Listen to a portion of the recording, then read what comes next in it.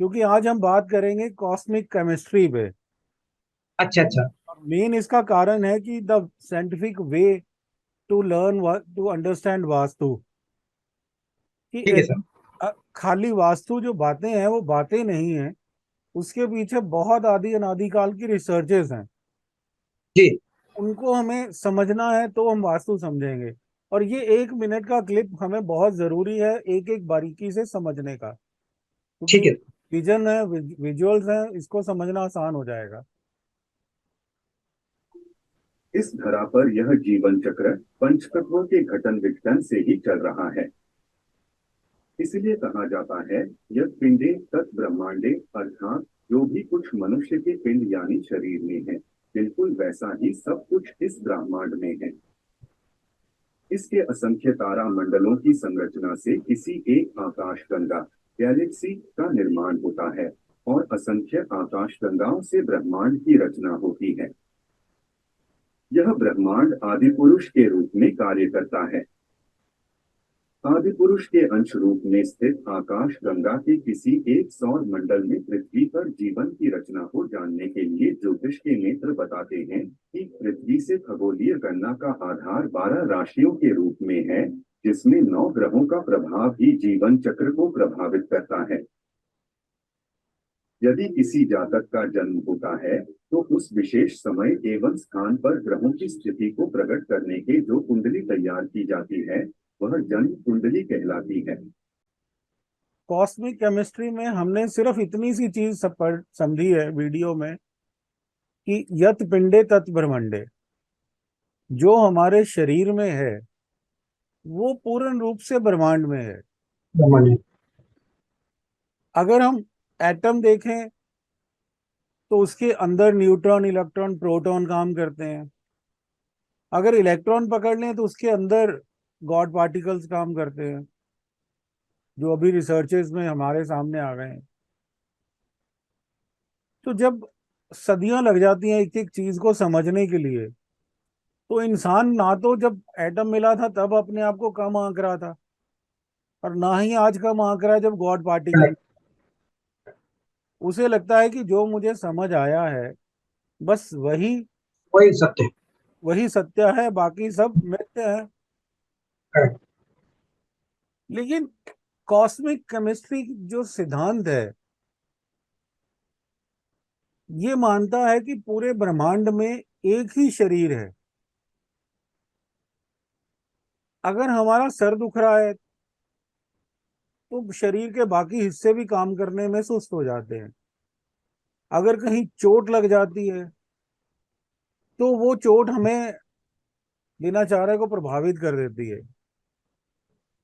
इसके साथ मान लीजिए कि अभी हमारे आंख में अगर कोई तिनका लग गया, या कान में कोई हल्का सा मच्छर चला गया, या नाक में कोई ऐसी चीज चली गई, तो हमारी पूरी की पूरी बॉडी जो है वो अपना काम छोड़ के अपने आप को प्योर करने में, सीधा साफ करने में लगती है। क्योंकि जब तक ये अपने आप को कंट्रोल में नहीं रखेगी तो इस बॉडी से हम काम नहीं ले सकते। बॉडी के अंदर भी बहुत सी चीजें हैं, ये हमें पता है। इसी तरह से कॉस्मिक एनर्जी का कंसेप्ट, ये जब लोगों के सामने आया तो समझ आया कि कुछ ऐसी वेव्स हैं जो थाउजेंड्स ऑफ लाइट ईयर्स दूर भी अगर उन किसी जगह में विस्फोट होता है या कोई कॉम्बिनेशन बनता है या गैलेक्सी फॉर्मेशन होती है तो उसका प्रभाव हम पे आता है। अब यही चीजें हमें बताती हैं कि हम आज भी सृष्टि को सिर्फ समझने से ज्यादा और कुछ नहीं कर रहे। क्योंकि 1950 में जियो जार्डी ये कंसेप्ट लेके आए थे। उनसे पहले प्लेनेटरी हार्मनी, ये पाइथागोरस ने ये कंसेप्ट दिया था। पर पाइथागोरस और जियो जॉर्जी का जो कॉन्सेप्ट है दोनों में अंतर है। हम्म। पाइथागोरस ये कह रहा था कि सबकी अपनी एक साउंड होती है, हर प्लैनेट की साउंड है, हर स्टार की एक साउंड है। वो साउंड रिदमिक है। वो रिदम से आगे कोई चीजें अगर प्रोड्यूस होती हैं तो ही वो चीजें आगे काम करती हैं। तो उसने ठीक। कहा कि अगर हमारी बॉडी रिदम प्रोड्यूस करती है तो वो रिदम आती है हमारे अल्फाबेट्स में, हमारे न्यूमरोलॉजिकल नंबर्स में। ओके। तो हम किसी का नाम प्रोनाउंस करते हैं तो उसकी एक रिदम है। तो उसने रिदम को समझते हुए उसको प्लैनेट्स के साथ जोड़ा, तो उनको रेक्टिफाई करके उसने एक पाइथागोरस थ्योरी बनाई। जियोजार्डी ने ये माना कि जो चीजें कहीं घट रही हैं उनका प्रभाव नक्षत्रों से होता हुआ हमारे पास पहुंचता है। तो cosmic energy energy, planetary harmony, ऐसे बहुत से रिसर्चेस हुए हैं। उसके बाद आ जाता है कि हमारे आयुर्वेद में भी ये माना गया है कि शरीर की एक लिमिट है। सबका शरीर जन्म से लेके विकसित होने तक एक समय लेता है जिसे हम यौवन अवस्था कहते हैं, बाल्य से यौवन अवस्था।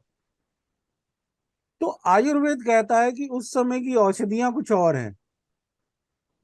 यौवन अवस्था से युवा अवस्था में जो हम दवाई देंगे या आयुर्वेद का इलाज करेंगे उसकी उसकी अलग औषधियां तरीके से। अलग होंगी। और प्रौढ़ अवस्था, उसकी औषधियां अलग हैं।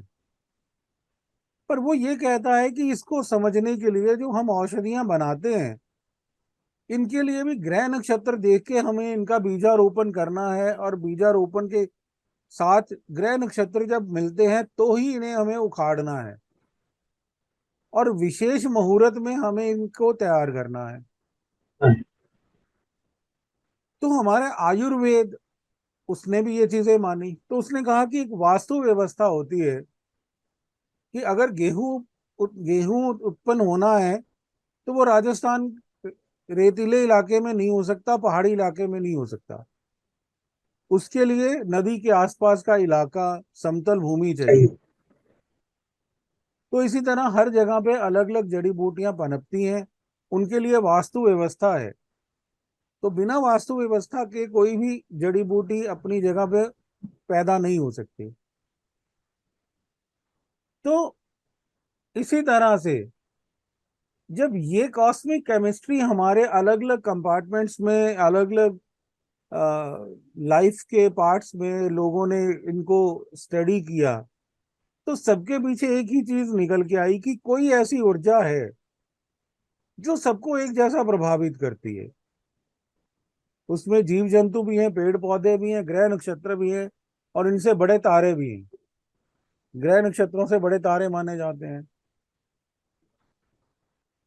तो इस कड़ी में हमें कॉस्मिक रे कॉस्मिक रेज का पता चला कि कॉस्मिक रेज ऐसी हैं जो ब्रह्मांड से उत्पन्न होती हैं, और इसमें 90% जो है प्रोटॉन है, 8.9% हीलियम है, और इसके सेंटर में सिर्फ 1% ऐसे इलेक्ट्रॉन है जिन्हें बीटा एलिमेंट्स बोलते हैं। लेकिन ये इतनी बड़ी और इतनी दूर है कि हर एक चीज का प्रभाव हमारे तक पहुंचता है, कहीं स्लो होता है, कहीं तेज होता है। तो कॉस्मिक रेज जो हैं, इनको भी दो हिस्सों में बांटा गया है। The first is solar cosmic rays, and दूसरा सेकंड इज ग्लैटिक कॉस्मिक रेज, जिसे हम कहते हैं कि ये गगन की है या ब्रह्मांड की कॉस्मिक रेज हैं। एक हम मानते हैं कि जो सूर्य की कॉस्मिक रेज हैं। अब जो सूर्य की कॉस्मिक रेज हैं, ये माना जाता है कि इसमें इसके अंदर एक आग का गोला है, जहां पे हीलियम गैस है जो लगातार, जिसमें विस्फोट होते रहते हैं। लेकिन रिसर्च के बाद एक चीज समझ आई कि 11 साल बाद इसमें एक ऐसे विस्फोट होते हैं जो हर 11 साल बाद वो रिसाइकल वही साइकिल पे दोबारा होते हैं। ओके। अब जब वो होते हैं तो जो हमारी कॉस्मिक रेज हैं, उनका जो बैड एलिमेंट है ये उसको कंट्रोल कर लेता है। उनसे उनसे लड़ने की, उनको टॉलरेट करने की पावर इसकी इंडिविजुअली बढ़ जाती है आफ्टर 11 ईयर्स। तो मतलब कि जो नेगेटिविटी कॉस्मिक रेज में है उससे सूर्य भी वो छूता नहीं है, वो भी अपने आप को बचाने के लिए 11 साल बाद उसकी तापमान में चेंजेस आते हैं। ओके। अब यहां आ जाता है कि इसके बाद अगर हम देखें कि जो सोलर एनर्जी के बाद हमारी हमारी अगर इसका प्रभाव हमारी धरती पे पड़ता है तो क्या होता है कि धरती में इलेक्ट्रोमैग्नेटिक वेव्स हैं जो धरती की रोटेशन के साथ ब्रह्मांड से जुड़ के उसका घर्षण होने से उसमें मैग्नेटिक वेव्स उत्पन्न होती हैं। तो जो सूर्य की नेगेटिविटी है ये उससे प्रोटेक्ट करती है। ओके। अब समझने वाली है कि ब्रह्मांड की वेव से बचने के लिए सूर्य की इंडिविजुअल कैपेसिटी है और सूर्य की रेस से बचने के लिए धरती की भी इंडिविजुअल कैपेसिटी है। ओके। तो कंसेप्ट कितना साइंटिफिकल है कि हर जगह पे वेव्स तो है, मल्टीपल वेव्स हैं, लेकिन जितना हम समझ पाए हैं उसके उससे ये थ्योरी होती है कि इंडिविजुअल पार्टिकल भी अपने आप को प्रोटेक्ट करता है करेक्ट। जबकि एक दूसरे से कनेक्टेड है। बिना सूर्य के धरती पे कोई जीवन हो नहीं सकता और बिना गैलेक्सी के सूर्य सोलर सिस्टम कहीं हो नहीं सकता सूरज नहीं हो सकता। करेक्ट। और गैलेक्सी बिना ब्रह्मांड के कहीं और हो नहीं सकती। तो जो सबका अंश है इसका मतलब कोई एक ऐसा कंप्लीट पुरुष है जिसको हम आदि पुरुष का नाम देते हैं, ब्रह्मांड ब्रह्म का नाम देते हैं। ब्रह्म और ब्रह्मा में अंतर होता है। ब्रह्मा इंडिविजुअली किसी एक पार्ट का काम करते हैं, ब्रह्म जो पूर्ण शक्ति का काम करते हैं जिसे कुछ हम पूरा। आदि पुरुष कह लेते हैं। तो यहां एक चीज और समझ आती है कि जब ये खोजा गया कि 1920 में कि 11 वर्ष का पीरियोडिकल टाइम है इसका, ये 1920 में पता चला। बहुत पुरानी चीजें नहीं है।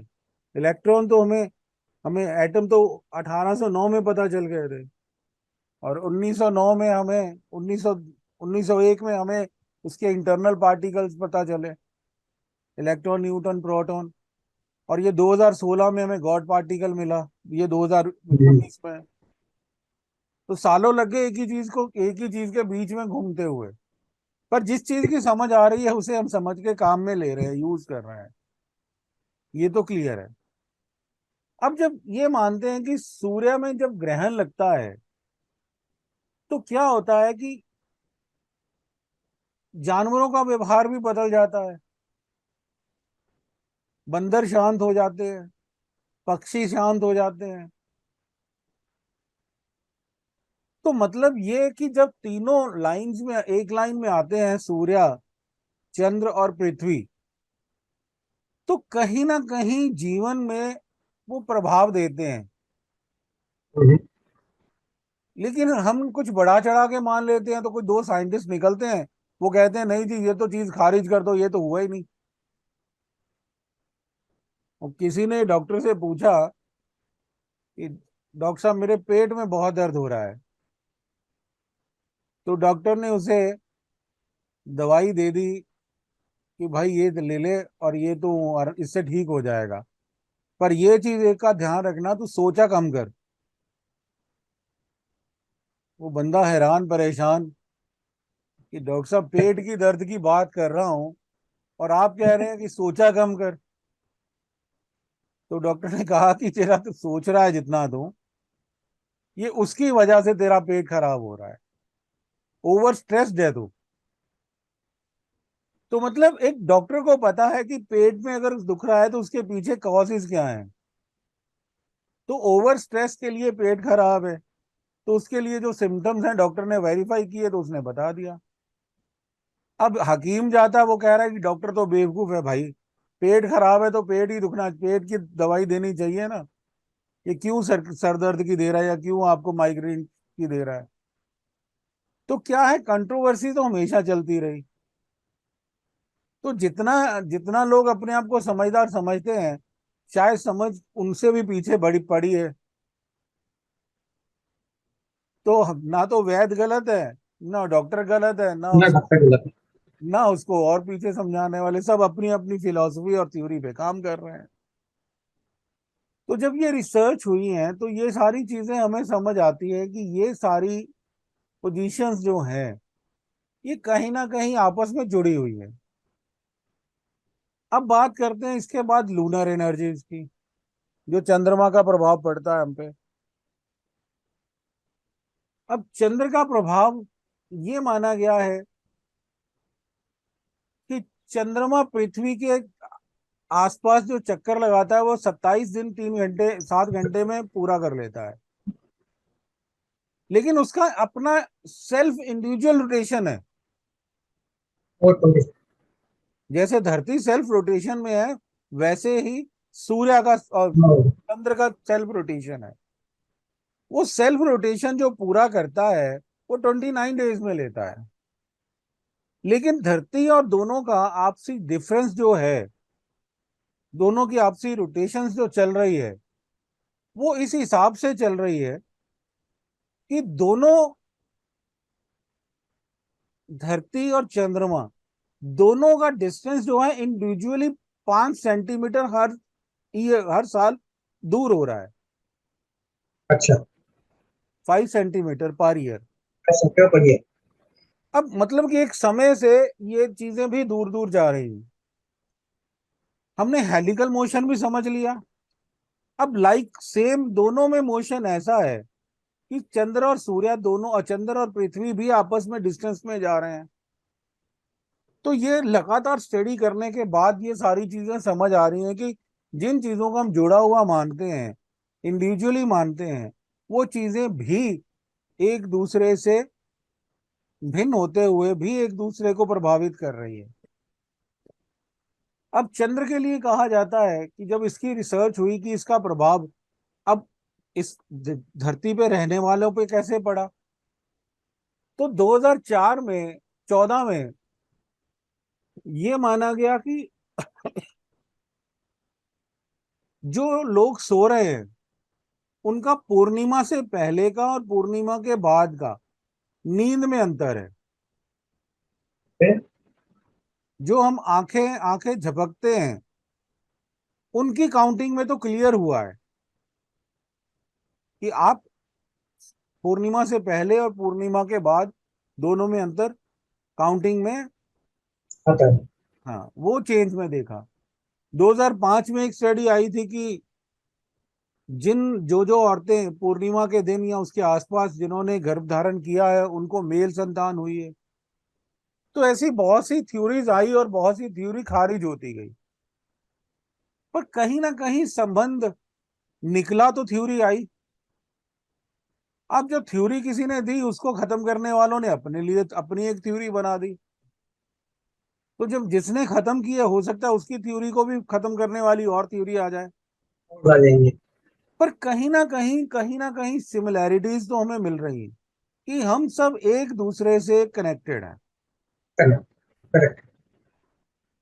इसके बाद आ जाता है धरती पे जो हमारी ग्रेविटेशनल फोर्सेस काम करती है।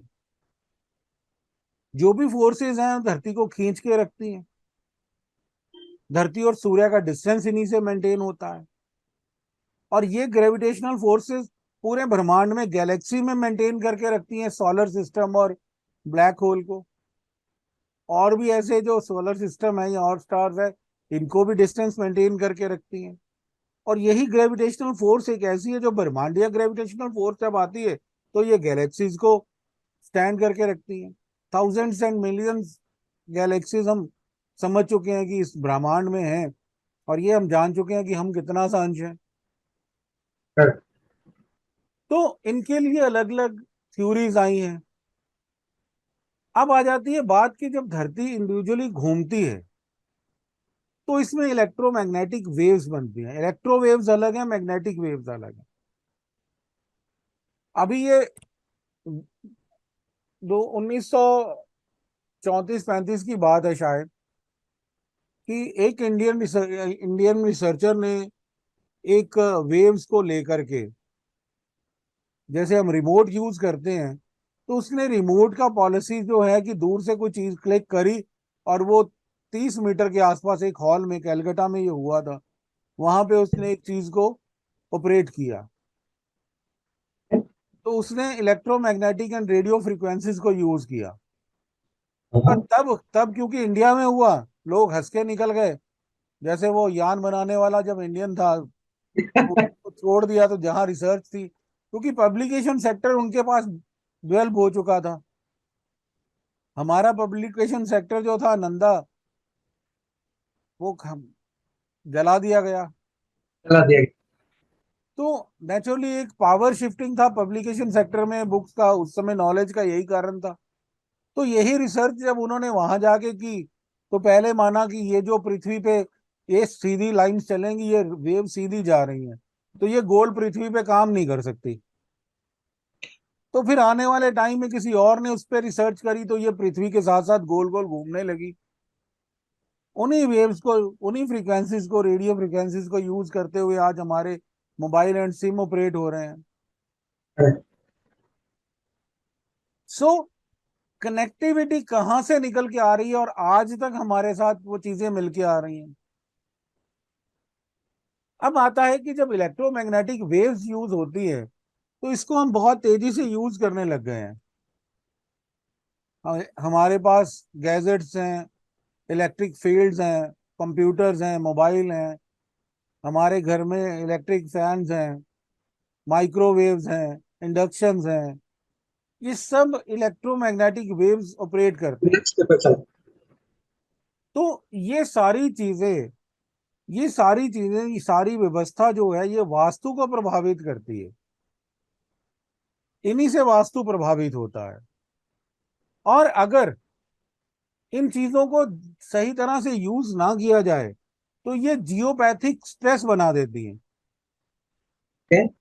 जियोपैथी, उसको जियो, ये एक्चुअली क्या है कि ये एक ग्रीक वर्ड है। जियो मतलब पृथ्वी, पैथी मतलब पॉलिसी, प्रेशर, तो तनाव। तो जियोपैथिक स्ट्रेस बना देती हैं। जो यूजेस हम करते हैं, बिल्डिंग बनाते हैं, उसके गैजेट्स यूज करते हैं, हम पोल्स लगाते हैं, वाईफाई कनेक्शन यूज करते हैं, तो ये जियोपैथिक स्ट्रेस बनाती है। और करेक्ट। नेचुरल नेचुरल प्रोसेस एक और है कि जियोपैथिक स्ट्रेस जो है, इसके लिए करी और ले लाइंस जो धरती की हैं, वो भी इफेक्टिव हैं। ये करी लाइंस, ले लाइंस ऐसी हैं कि जिनको माना जाता है कि जो यूएफओ आते हैं, या जो हमारे धरती के नहीं पराजीवी आते हैं, वो इन्हीं को फॉलो करते हुए इनकी मैग्नेटिक एनर्जीज को लेते हुए आते हैं। अच्छा। और कई ओके। जगह पे तो ये माना गया है कि ये करी लाइंस, उसमें कुछ पॉजिटिव करी लाइन को देखते हुए चर्चेस बनाई गई हैं एक से दूर। ये शिवलिंग जो मन स्थापित किए गए हैं, ऐसे भी किए गए हैं। करेक्ट। तो इनको जैसे जैसे हम डिजाइन करते गए, इनकी लाइनिंग समझ आ गई। और अगर ये इन लाइनिंग को हम उसके ऊपर बना रहे हैं जहां ये क्रॉस कर रही हैं, अगर हम उसके ऊपर घर बना लेते हैं, तो ये कैंसर तक की बीमारी दे देती हैं, स्ट्रेस तो दूर ओ। की। तो ओवरऑल ये सारी चीजें निकल के हमारे पास कहाँ पहुंचती हैं? हमारी ऑरा में। ऑरा मतलब जो हमारी बॉडी से निकलने वाले तरल पदार्थ हैं, उनकी एक आभा मंडल है। इस ऑरा के कलर वाइज हमें उनके यूजेस मिलते हैं। उनके स्ट्रेस, जब ऑरा फोटोग्राफी करने के लिए एक क्लीनिंग फोटोग्राफिक सिस्टम है, उसमें फोटोग्राफी की जाती है, तो कलर पता चलते हैं। तो वो कलर बताते हैं हमें कि हमें कितना स्ट्रेस है, और कैसे ऐसे ये फोटोग्राफ क्लीनिंग फोटोग्राफ है, ये ऑरा हमारे अंदर कैसे कैसे कलर्स में है। तो इसके बाद हमारी लास्ट जो चीज आती है, वो ये समझना है कि वास्तु जो हम यूज करते हैं, उसके लिए हमें सिंबॉलिक पोजीशंस दी गई हैं, कि जो शेप्स होती हैं वास्तु में, जी। या हमारी लाइफ में जो शेप्स होती हैं ये कितनी इफेक्टिव हैं, और क्यों हाँ हाँ। कहा गया है गोल बनाना है, चौरस बनाना है, आयताकार बनाओ या एक स्पेशल शेप का ना बनाओ। उसको समझने के लिए ना मैंने एक बहुत डीप स्टडी की है। मुझे एक चांस मिला कि 12 एकड़ में हमने एक कमर्शियल कॉम्प्लेक्स डिजाइन किया है। जी। शॉपिंग कॉम्प्लेक्स है, उसमें adventure parks and multi facilities हैं, और ये फॉरेस्ट लैंड पे है। तो उसमें हमने उसमें एक शेप दी है स्वस्तिक। हाँ हाँ। स्वस्तिक शेप, ये जो स्वस्तिक शेप हमने इसमें यूज की है, और शायद ये दुनिया की पहली बिल्डिंग होगी जो स्वस्तिक शेप में डिजाइंड है। अब स्वस्तिक को जब हमने समझा है तो बहुत सी ऐसी चीजें जो शायद आज आप सुन के हैरान हो जाओगे, हाँ हाँ। पर ये वो चीजें हैं कि अगर आटा गूंदेंगे नहीं ना तो खाना पकेगा नहीं। सही बात।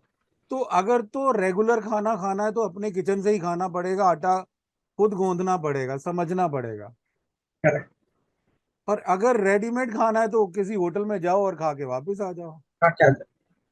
और समूलसित वास्तुकार आपको बना रहे हैं तो इसका मतलब है कि वास्तु आपको जड़ से आना चाहिए। अब यहां देखिए, अब एक एक लाइन अगर आप मुझे पढ़ के सुनाए तो मुझे भी अच्छा लगेगा। पहला पैरा स्वस्तिक। पढ़िए। स्वस्तिक स्वयं में शक्तियों का ऐसा पुंज है जिसमें सकारात्मक ऊर्जाएं प्रवाहित होती रहती हैं। जहां यह स्थापित होता है वहां मंगलकारी आकर्षण का ऐसा पुंज स्थापित हो जाता है जिससे देवता अपना स्थान बनाने को आतुर रहते हैं। इस कारण ही पूजा आदि शुभ कार्यों में स्वस्तिक का प्रतीक चिन्ह सबसे पहले बनाया जाता है।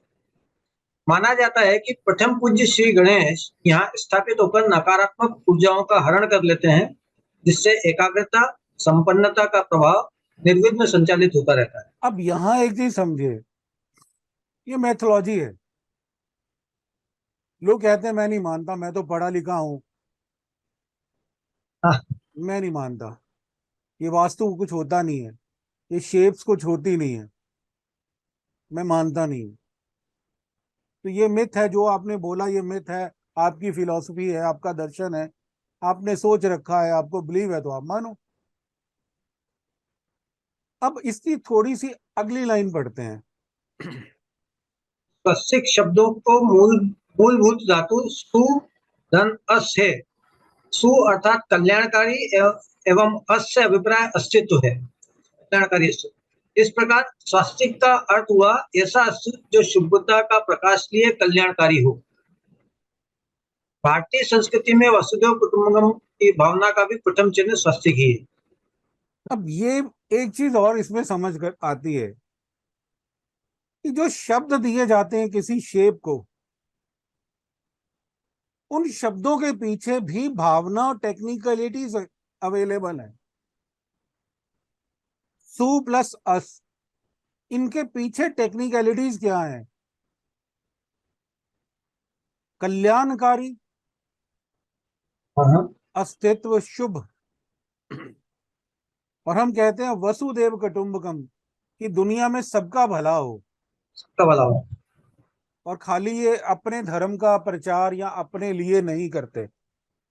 वसुदेव कुटुंबकम की दुनिया में जो रह रहा है वो सब एक परिवार है, सब एक सबका परिवार भला है। हो, सबका भला हो।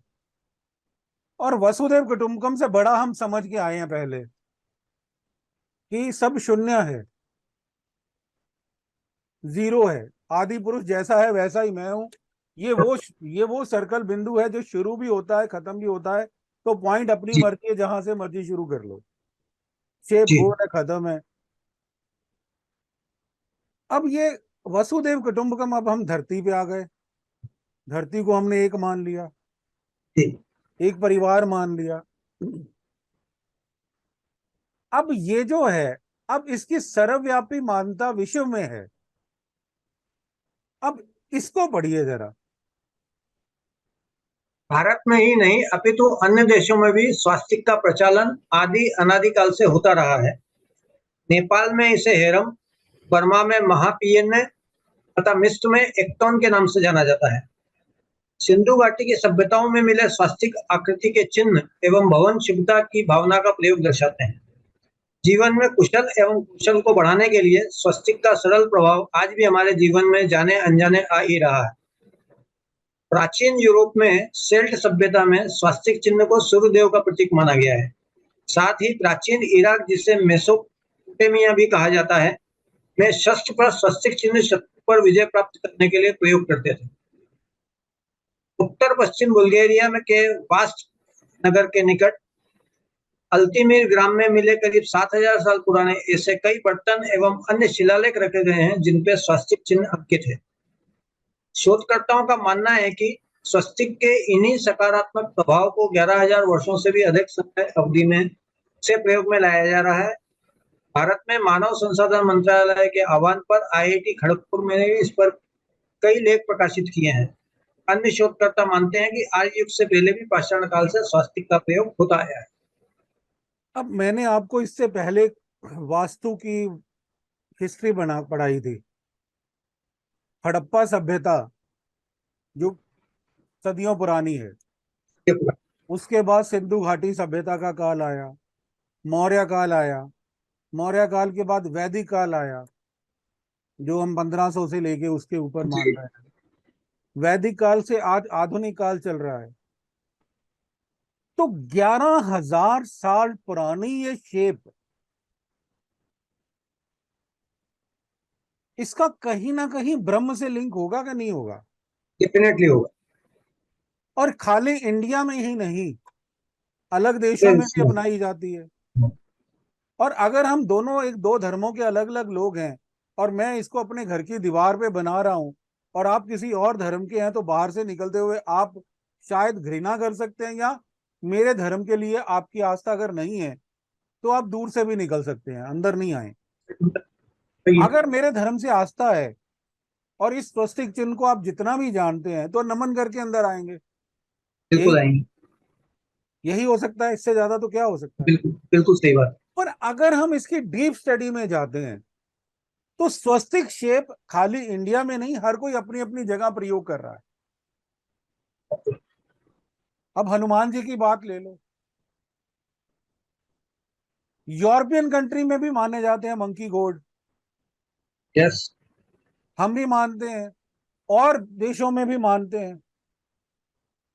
तो कहीं ना कहीं ऐसी भावना, ऐसी लोगों के बीच में वो ताकत, वो शक्तियां, कहीं ना कहीं तो सिमिलैरिटीज कहीं दिखी होंगी, तो लोगों ने बिलीव किया।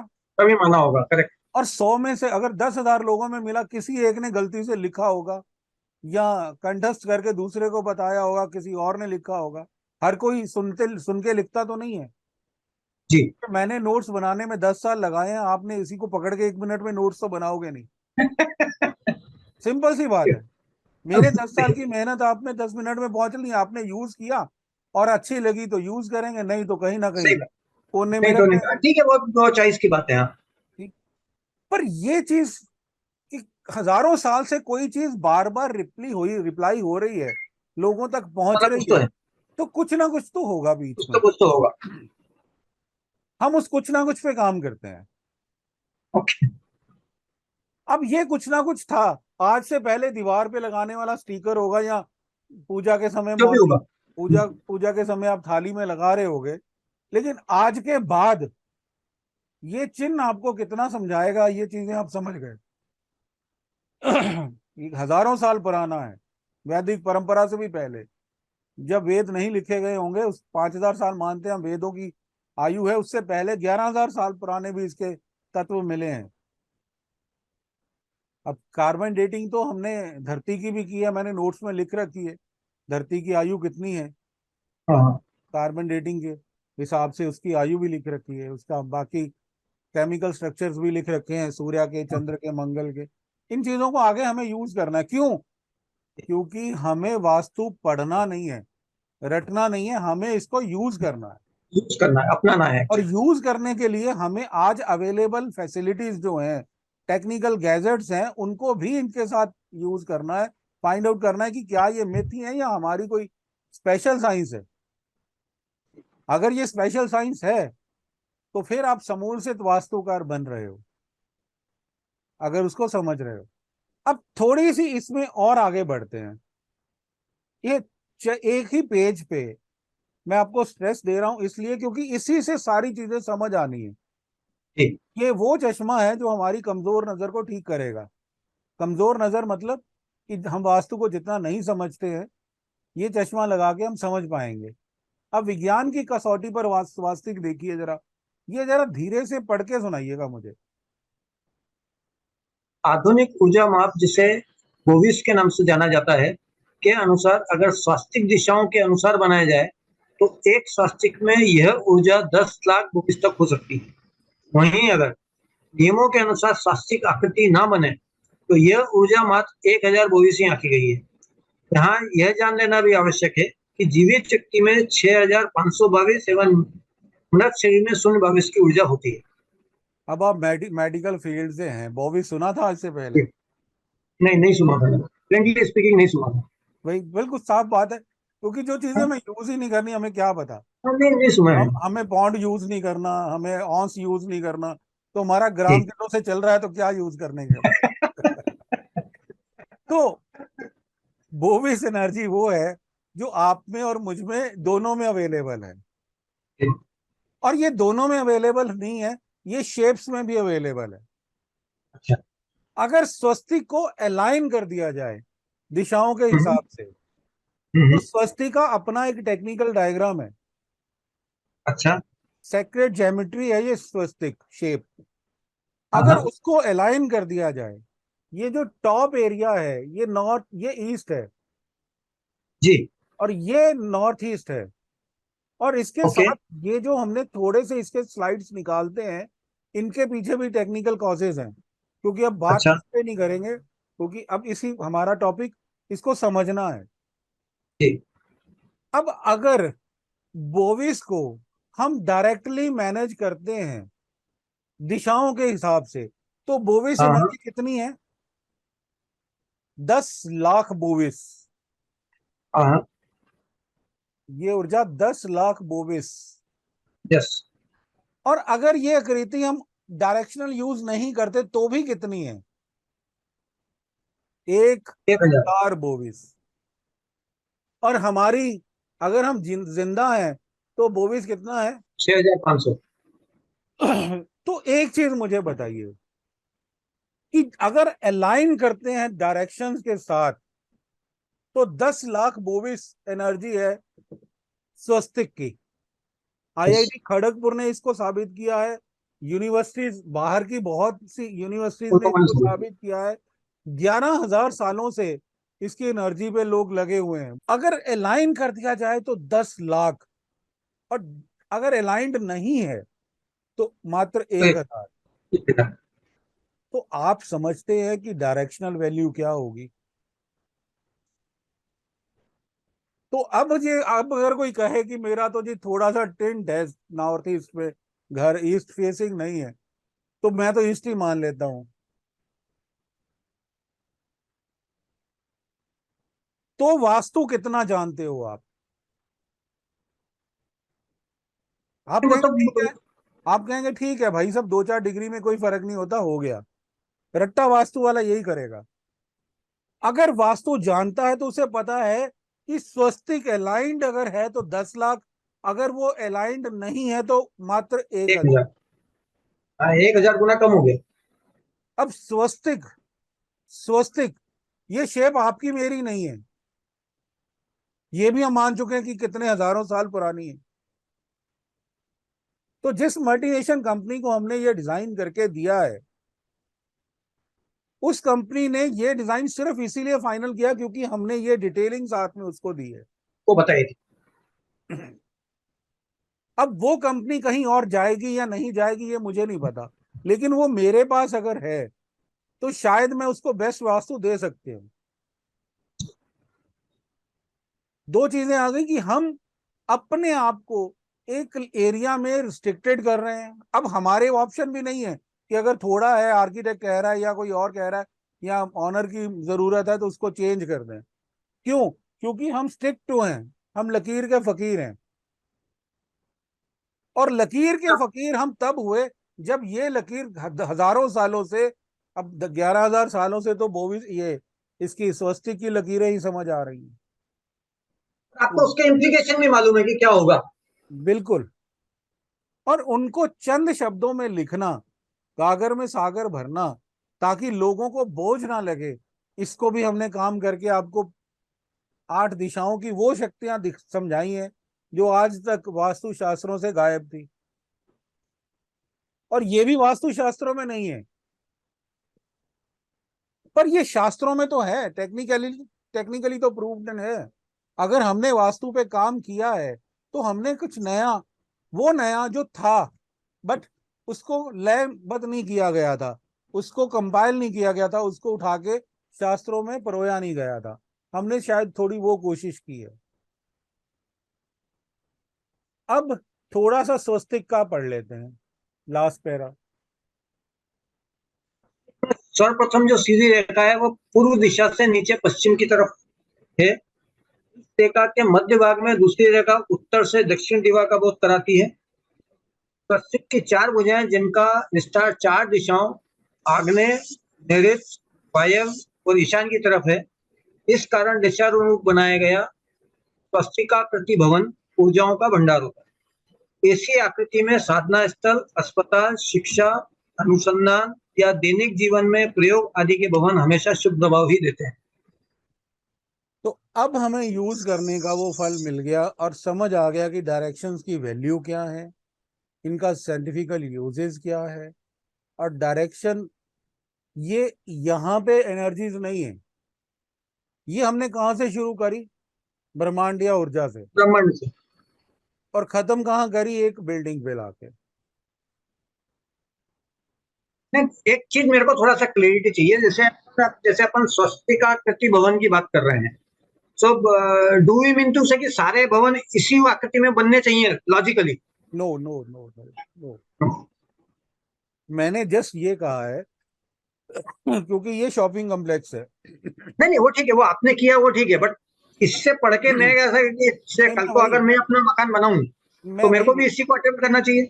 मैं वही बता रहा हूँ कि मैंने ये स्वस्तिक डिजाइन किया, ये इसका शॉपिंग एरिया है, ये सारे जी। शोरूम्स हैं, ये फूड कोर्ट है, ये सारे शॉपिंग शॉप्स है, ऑफिस ऑफिस एंड। और यहाँ पे हमने नॉर्थ ईस्ट में प्लान किया है water activities, water club. Water activity, okay okay. यहाँ हमने प्लान किया है एडवेंचर पार्क नॉर्थ अच्छा वेस्ट में। यहाँ हमने पार्क स्पोर्ट्स क्लब बनाया है, और यहाँ पे हमने बैंकेट बनाया है। ओके। और इसके ठीक है। सराउंडिंग हमने पार्किंग फैसिलिटीज एंड जो भी अदर ओके। रिक्वायरमेंट्स है, वो हमने करीब यहाँ पे 3,000 कार की पार्किंग के साथ 12 एकड़ को यूज किया है। अच्छा। ये तो हमारा एक प्रोजेक्ट है जिसको मैंने यूज किया। अब इसको मैंने शेप्स ली हैं। नेक्स्ट चैप्टर में जब हम पढ़ेंगे शेप्स एंड बेस्ट शेप्स, और जो शेप्स ठीक नहीं है। अच्छा। अब होता क्या है कि हम फ्लैट लेते हैं, ठीक। वो फ्लैट अलग अलग शेप्स से हमें मिल जाते हैं। हम फ्लैट में गए, एंट्रेंस देखा, तो पता चला कि किसी एरिया में बैल्कनी निकली हुई है, किसी एरिया में लिफ्ट लॉबी बनी हुई है, किसी एरिया में स्टोरेज है, किसी एरिया में वहां डंप आ रहा है, किसी एरिया में डक्ट आ रहा है। तो वहां पे नीचे से तो बिल्डिंग स्क्वायर दिख रही थी, लेकिन जो यूजेस आपके लिए प्लॉट का था वो मल्टी शेप में हो गया, मल्टी डायरेक्शनल शेप में हो गया, उसके कई मल्टी डायरेक्शन हो गया, करेक्ट। अब नेक्स्ट चैप्टर्स में जब वो पढ़ेंगे तो हमें ये यकीन होगा कि ये चीजें भी हमें याद रखनी है। नहीं, 2 मिनट सर, मैं थोड़ा है सॉरी, मैं टोक रहा हूँ। इसका मतलब ये है कि जो बालकनीज वगैरह होती हैं वो अपने रहने के उसमें नहीं करना चाहिए। ये सब चीजें आगे वास्तु में आएंगी। अच्छा, आगे में आएंगे, ओके ठीक हाँ, है। अभी अभी मैंने आपको पीछे भी एक कहा था, वो आखिर समझाता हूँ। आज मैं सिर्फ आपको समझा रहा हूँ ए फॉर एप्पल। आप मुझसे पूछ रहे हैं APP एप्पल के फुल स्पेलिंग्स। ठीक है ठीक है ठीक अभी मैं आपका ध्यान एप्पल बोल के सिर्फ शेप पे कन्वर्ट कर रहा हूँ कि भाई इस तरह की जी। शेप का एप्पल होता है। तो अच्छा, जहां आपको ठीक वो है। दिखेगा, आप उसके स्पेलिंग नहीं लिखोगे, एप्पल उठाओगे और खा लोगे, और मांगोगे भी तो एप्पल ही मांगोगे। तो अभी हम जस्ट प्राइमरी फेज में है। ठीक है, फेयर इनफ। अभी ए फॉर एप्पल की फोटो से ही काम चलाते हैं। आगे आगे पी पढ़ेंगे, स्पेल करेंगे, ठीक है, फिर हमें ठीक आगे लिखना पूरा वास्तु समझ आ जाएगा। हाँ, यहां ये क्लियर हो गया कि अगर कोई एक शेप अपने आप में पावर रखती है, और अगर अकॉर्डिंग टू डायरेक्शनल वो अलाइंड है, तो वास्तु शास्त्रों में alignment with the direction matter करता है। करेक्ट। कौन सी अच्छी वैल्यूज हैं, कौन सी अच्छी वैल्यू नहीं है शेप्स की, सेक्रेट ज्योमेट्रीज क्यों बनाई जाती हैं जिन्हें हम यंत्रास बोलते हैं, ये तवीत बोलते हैं, उन पे नंबर लिखे जाते हैं, इनका मतलब क्या है, उनके पीछे के कॉजेज क्या हैं, ये बहुत सी हाँ, चीजें अपने आप में खुलती जाएंगी। क्योंकि किसी एक चीज पे आप स्टडी करो तो उसकी जो ब्रांचेस हैं वो ऑटोमेटिकली लाइफ में कहीं ना कहीं समझ आ जाती हैं, कंसेप्ट समझना इजी हो जाता है। तो इसीलिए एक ही चीज में अगर हम ग्रिप करते हैं तो बहुत सी चीजें हमारे हाथ में स्वतः ही आ जाती हैं। तो आज हमें साइंटिफिक अप्रोच टू वास्तु ये समझना था, तो शायद हम इसमें थोड़ा कामयाब रहे हैं। रहे करेंगे। चलिए, ठीक है, अब चलिए नेक्स्ट हाँ, लेक्चर में मिलते हैं। चलिए, नमस्कार था, है ना। ठीक, धन्यवाद। जय माता दी। जय माता दी, जय माता दी।